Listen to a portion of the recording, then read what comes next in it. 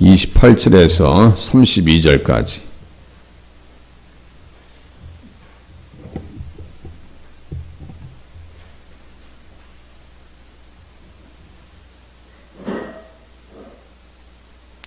(3장) 28절에서 32절까지 제가 봉독해 듭니다.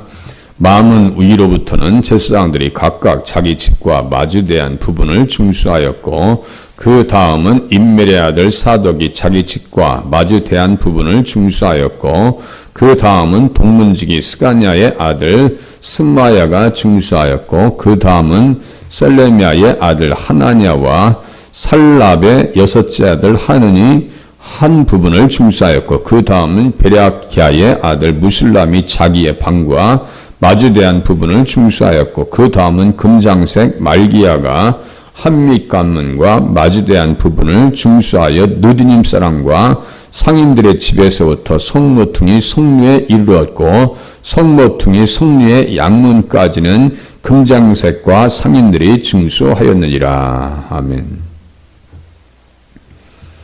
다양한 사람들이 성벽을 세우고 문을 다는 일에 충성을 다합니다. 성벽을 세운다는 것은 이제 예루살렘을 잘 지키겠다는 거예요. 또 예루살렘은 천혜의 요새입니다. 이중삼중으로 안전장치를 하고 있는 거예요. 그렇게 해서 어떻게 하려고요? 하나님 앞에 마음껏 찬양하고 살려고 하는 거예요. 주님을 섬기는 집을 잘 세워야 자기의 믿음도 관리가 되어지고 세워질 수 있는 거죠. 예루살렘이 황폐해서 어떻게 살겠어요? 정신적인 기둥과 같은 것이 예루살렘이다라고 하는 것을 알 수가 있어요.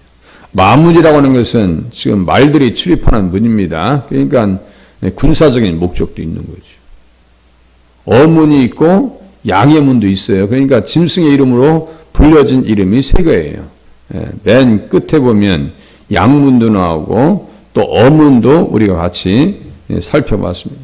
왜 고기가 뭐 풍성하고 이런 부분들이 있죠. 주님 앞에 말씀대로 살지 아니하면 먹을 것도 부족하더라. 3절 같이 어문, 양문 이런 부분들을 알아봤습니다. 또 문지기들도 사역에 동참했고요. 한밑관문이다 라고 하는 표현이 나옵니다. 한밑관문. 여기 보니까 뜻이 무엇인가 했더니 말이죠. 임무를 하다라는 것, 이런 뜻입니다. 임명된 것, 임무를 하다라는 것. 그러니까 거기에서 자 이제 그 임무를 받고 가는 것으로 지금 생각되어집니다. 그리고 가만히 보니까 성루가 있어요. 성루가 있어요. 성루는 위에서 사람들이 이제 몇 명씩, 그 엄청나게 넓은 지역이니까 몇 명씩 또 이렇게 하다랄 거 아니에요. 그러니까 그 성벽이 두껍지 아니하면 성루라고 하는 것이 있을 수가 없어요. 거기에다가 집을 짓고 다락방과 같이 짐을 짓고 살면서 임무 교체하고 하는데, 그러면서 망루까지 있고 망대가 있고 다 있단 말이에요. 있을 거 다 있어요. 그래서 하나님 앞에서 그 성전들을 건축해 나가더라. 예루살렘이 황폐되어졌기 때문에 다시 세워져야 한다. 성문이 불탔으니 예루살렘을 성을 건축하자. 다시 수치를 당하지 말자. 이렇게 얘기한단 말이에요. 그러니까 예루살렘하고 황폐 사이에 무엇이 있었는가 같이 한번 알아봤어요. 훈계를 받지 않냐고 말씀대로 살지 않아요. 예루살렘이 황폐하니까 어떤 일을 경험하냐면요. 신랑의 소리가 없고 신부의 소리가 없어져요. 예루살렘이 무너지니까 예레미야 7장에 보니까요. 그때 내가 유다 성읍들과 예루살렘 거리에 기뻐하는 소리, 즐거워하는 소리, 신랑의 소리, 신부의 소리가 끊어지게 할 것이다. 그랬어요. 그러니까요. 예루살렘이 무너지고 교회가 무너지면요. 절대로 교회의 그 가르침이 무너져도 안 돼요. 유대인들은 한 가정에 최소 5명 낳는데요. 5명. 출산율이 대단히 높아요. 우리는 뭐예요? 교회의 가르침대로 살아야 안 살아요? 인구조차도 결혼하는 것조차도 교회의 가르침을 잘 안 따라요. 결혼들을 잘 안 하려고 해서 큰 문제라니까요. 그래서 결혼했으면 저도 욕심 같아서는 그냥 3, 4, 5명까지 낳아도 큰 큰 문제가 없겠다 싶은데 그렇게 하려고 하질 않아요. 결혼도 안 하려고 할 뿐만 아니라 결혼해도 요새 잘 날려고 하지도 않아요. 예루살렘이 무너졌으니 신랑의 소리, 신부의 소리가 들렸겠어요? 잘 세울 때 하나님께서 어떻게 해요? 그 지역을 축복하시더라고요. 복구시키고 살라고 하는 거예요. 살라고 예루살렘을 세우는 거예요. 성벽을 세우는 거예요. 우리가 교회를 잘 세우는 것은 누가 사는 거예요? 내가 살 수 있다라고 하는 사실을 아셔야 돼요. 이렇게 성벽을 건축하고 성전을 세우는 것은 예언을 성취하려고 하는 하나의 뜻이 있습니다. 그 뜻이 확실한 거예요. 고레스를 통해서 하나님께서 말씀하셨어요. 예루살렘에 대하여는 이르기를 거기에 사람이 살리라. 바벨론에 의해서 예루살렘이 이스라엘 백성들이 완전히 멸망합니다. 왜 멸망했어요? 십계명을 지키지 않아서 멸망한 거예요. 제가 말씀드렸잖아요. 신앙의 기본은 다시요. 성경책 맨 앞에 맨 뒤에 있는 것처럼 주님의 기도문 그리고 사도신경 성경책 오고 찬송가 맨 뒤에 있는 거 십계명입니다. 십계명이 무너지면 내가 무너지는 거예요. 나라도 잘 살 수 없고 가정도 잘 세워질 수가 없어요. 그러니까 다른 신을 섬기지 말라고. 그게 기본입니다. 기도의 기본은 뭐예요? 주님의 기도라고 말씀드렸죠. 성경책 맨 첫 장을 넘기면 이 나오는 게 뭐예요? 주기도문 나와 있잖아요. 주기도문. 그렇게 하고 그 다음에 뭐예요? 사도신경이 나와 있잖아요. 요거 그대로 믿고 이거 그대로 기도하시면 돼요. 기도가 안 된다 그러면요. 주기도문을 펴놓고 수십 번 읽어보세요. 그러면 기도가 확 열릴 줄로 깨달으시면 맞습니다. 굳이 기도에 대해서 고민할 거 없어요. 그러면 찬송가 부르셔야 되고 시편을 읽으시면서 기도하셔야 돼요. 제가 산에 가서 기도할 때 산기도 예전엔 꽤 자주 했죠. 산기도할 때 안 되면 시편 펴놓고 막 마음껏 목청 높여서 부르짖고 그랬어요. 시편은 다 기도문들이 많아요. 찬송가도 그렇고. 십계명은 뭐라 했어요? 우리의 삶의 기본이라니까요. 기본이 안 되니까 무너지더라 이거지. 다른 신을 섬기지 말라. 그런 말씀들. 이스라엘 백성들 우상을 섬겨서 다 무너졌어요. 예루살렘도 다 불타서 없어졌습니다. 다 무너졌어요. 그런데 다시 하나님께서 세우시겠다고 말. 자, 이사야가 사역할 때는요, 무너지지도 않았고, 멸망하지도 않았어요. 그런데도 불구하고, 이사야는 미리 다 이야기해놔요. 그렇게 하고, 누구를 통해서 세워지는 계기가 될 것인가? 라고 하는 그 왕의 이름도 나온다 했죠? 그 왕의 이름이 누구예요? 고레스예요, 고레스. 세상 역사에서는 키루스라고 합니다. 대단한 사람이에요. 그러면서 고레스가 세워질 것을 이야기하면서 예루살렘에 대하여는 이르기를 거기에 사람이 살리라. 다 무너질 거야. 며칠 만에, 몇 년 만에 산다고요? 70년 만에. 그리고 돌아와서 지금 느헤미야가 어떻게 하는 거예요? 다시 읽어드릴게요. 거기에 사람이 살리라 하며 유다 성읍들에 대하여는 중건될 것이라. 내가 그 황폐한 것들을 복구시키리라 그래. 다 무너진 건 내가 다시 복구시켜줄게. 그러니까 하나님의 말씀은요, 예언하셨잖아요. 그대로 되어집니다. 주 예수를 믿으라. 그리하면 너와 네 가정이 구원을 받으리라. 예언은 오셨죠? 믿으면 구원받는 거예요. 믿으면 구원받는 거예요. 예수 믿기를 천만다행이죠. 가끔 유튜브에 보면요, 지옥 갔다 오셨던 분들의 이야기가 유튜브에 나옵니다. 그건 한번 보실 필요가 있어요. 그 안에서 고통하고, 막 절규하고 아웅성치는 모습들을 보면서요, 깜짝 놀라서 돌아와서 예수 잘 믿는 사람들 많아요. 하나님께서 오직 강포하면 저 지옥을 보여주셨을까요? 오직 강포하면. 아직 세상 예수를 안 믿을 사람이 아니야. 제가 가끔 얘기하죠. 박영문 장로님. 돌아가셨지만, 그분은 성령책 가지고 돌아가시는 분들 성령책 뺏어가지고 빡빡 찢었던 사람이에요. 아니, 그런 사람이 어디 있어요, 세상에. 그런 사람이 어디 있냐고. 어떻게 가지고 가는 성령책을 뺏어가 찢어버리냐고. 그런 사람이 지옥을 갔다 옵니다. 천국을 갔다 옵니다. 어제 제가 잠깐 그걸 봤어요. 세상에 구렁이들이 칭칭 감기에 있어가지고 죽을래야 죽을 수도 없고 비명 지르는 그 아무성, 그분이 본 이야기를 들어보면요 정말 너무너무 실감나요. 예수 믿는 것이 천만다행이다. 예수 믿으면서 누구를 세워야 돼요? 내 자신을 믿음으로 건축하고요. 그 다음에는 교회를 세워나가야 되는 거예요. 예배를 통해서 내 자신을 세워나가고요. 황폐한 것들을 복구시키리라. 주님께서 분명히 말씀하셨어요. 그것도 몇 년 전에요? 고레스가 태어나기 전 154년 전부터 예언했다 했죠. 그럼 누가 그거 말씀을 가슴에 품고 살겠어요? 그런데 믿음의 사람들은요, 그 말씀을 가슴에 품고 삽니다. 우리들도 그래요. 어떤 말씀이 있으면 내가 꼭 품어야 될 말씀이 있으면요, 그 말씀을 가슴에 품고 기도하는 거예요. 그래야 신앙생활 잘할 수 있어요. 하나님의 말씀을 야 이건 나에게 주신 말씀이다라고 하면요 가슴에 품고 기도하는 거예요.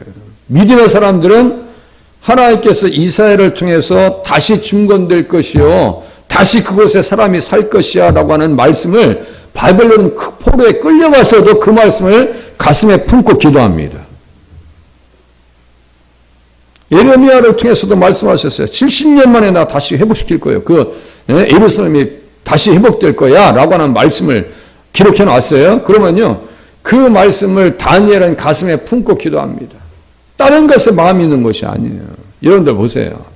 세상에 바벨론, 메대, 바사 나라의 총리가 됩니다. 그러면 정권만 바뀌어야 돼요. 사람이 바뀌어요. 그런데 다니엘은요 5 왕을 섬깁니다. 그게 쉬워요 어려워요? 그것도 옛날인데 그것도 이민족이야. 내가 우리로 보면 한민족 사람도 아니에요. 한민족 사람을 총리로 세우지 누가 이민족 사람 여기 네덜란드 이민 온 사람들 더군다나 아프리카에서 이민 온 사람들 일본 사람을 누가 여기 한국에 총리로 세우겠어요. 그런데 다니엘은 총리로 세워져 가지고 나라가 멸망했어도 왕조가 바뀌었어도요 총리가 된다니까요. 그러면 대단한 사람 아니에요? 그런데도 아쉬운 게 있어요. 뭐가 아쉬워요? 하나님의 나라의 백성들. 그 땅이 그리운 거예요. 생각해 보세요. 잘 먹고 잘 살면 되지. 에? 이만큼 애들 키우면 되지. 이 정도 출세하면 됐지. 그게 목적이 아니에요. 그건 하나의 수단이라고 말씀드렸죠. 우리가 잘 살고 잘 먹고 잘 되어지는 것은 뭐예요? 왜 그런 거예요?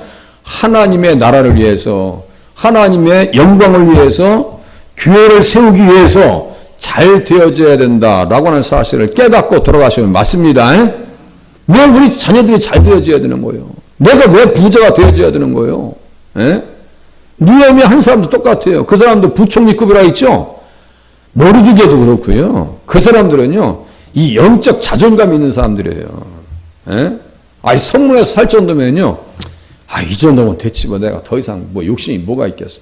그게 아니라니까요. 하나님의 나라와 영광을 위해서 내가 어떠한 자세로 살아야 될 것이고 어떻게 기도하면서 살아야 될 것이고 어떠한 믿음을 가지고 살아야 될 것인가에 대한 확실한 답을 가지고 합니다.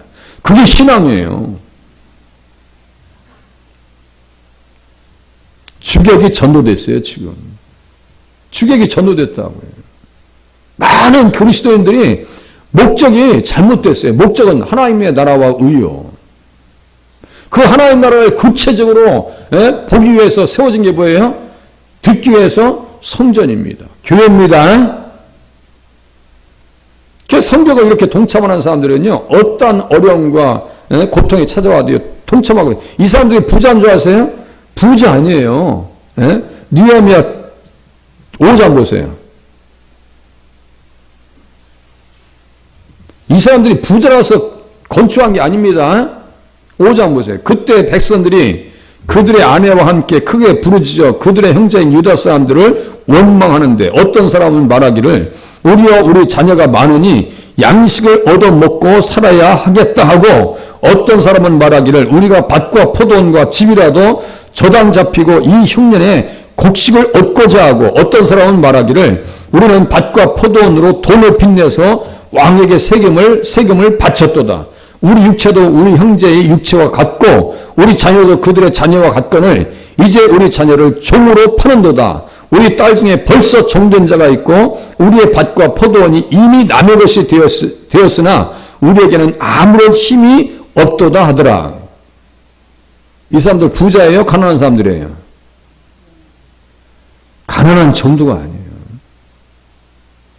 흉년이 들어서 딸들을 팔아야 되고 세상에 베네수엘라라든가 이런 데 보니까요. 베네수엘라 그 정치인들을 잘못 만나가지고 세상에 그 나라가 다 무너졌어요. 산유국 중에서 가장 기름이 많이 나오는 나라가 베네수엘라였습니다. 베네수엘라. 그런데 그 정치를 잘못하는 바람에 백성들이 다 거리에 내몰리는 거예요. 예? 엊그저께 제가 다큐를 봤어요. 봤더니 12살 10대 아이들이 몸을 팔고 다니는 거예요. 10대 아이들이 먹고 살라고. 부모들은 어디 갔냐 했더니 돈 벌러 갔다 이거예요. 아예 집도 안 들어온다 이거예요. 응? 아이들이 먹는 게 옥수수 몇 줌. 몸 팔아서 먹고 사는 거예요. 그게 있을 수 있는 일이에요, 그게?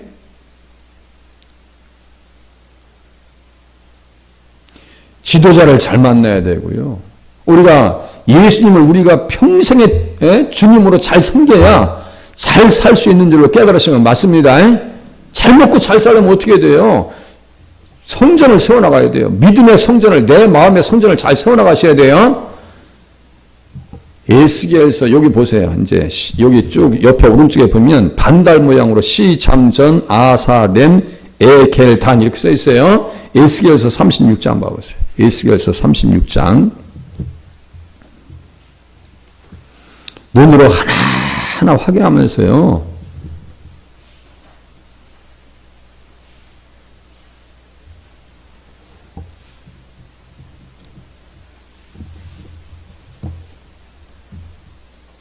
에스겔서 36장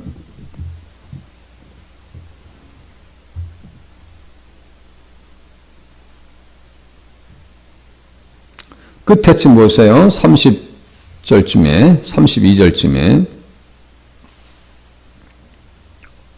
이 사람들이 이제 다시 돌아온다는 얘기예요. 네.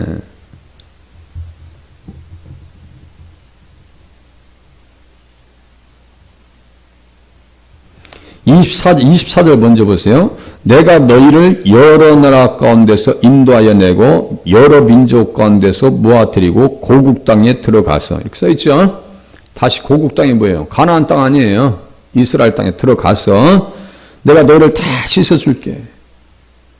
새 영을 너희 속에 두고 새 마음을 너희에게 주되 너희 육신에서 굳은 마음을 제거하고 부드러운 마음을 줄 것이며 내 영을 너희 속에 두어 너희로 내 율례를 행하게 하리니 너희가 내 규례를 지켜 행할지라. 제가 무슨 말씀드렸어요? 돌아온 사람들은 성령의 사람들이라고 그래서 말씀드리는 거예요. 돌아온 사람들은 믿음의 사람들이에요. 에? 믿음과 율례와 규례는 충돌하는 개념이 아니에요. 계명을 지켜야 될 거 아니에요. 그 28절 보세요. 내가 너희 조상들에게 준 땅에서 너희가 거주하면서 내 백성이 되고 나는 너희 하나님이 되리라. 내가 너희를 모든 더러운 데에서 구원하고 곡식이 풍성하게 하여 여기 써있죠. 기근이 너희에게 닥치지 아니하게 할 것이며 소산을 풍성하게 하며 스스로 믿게 보인대요. 31절 끝에 보니까 그렇게 하고 더 중요한 거 33절 보세요.